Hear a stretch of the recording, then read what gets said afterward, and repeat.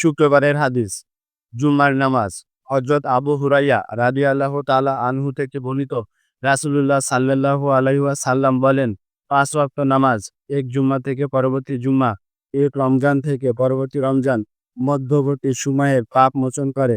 যদি সেই ব্যক্তি সব ধরনের কবিরা গুনাহ থেকে বিরত থাকে।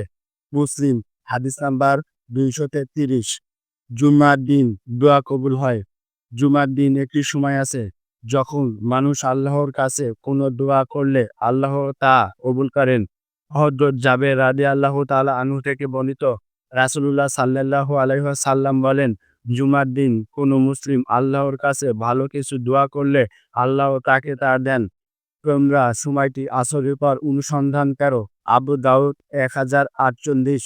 মহিলাদের শুক্রবারের আমল। নারীরা জুমার দিনও দীর্ঘ সওয়াব অর্জনে সহায়তা করবে। রাসূলুল্লাহ সাল্লাল্লাহু আলাইহি ওয়াসাল্লাম বলেছেন, যে ব্যক্তি সৎ পথের দিকে ডাকবে সে তার অনুসারীর সমান সওয়াব পাবে, অথচ অনুসরণকারীর সওয়াবে কমানো হবে না।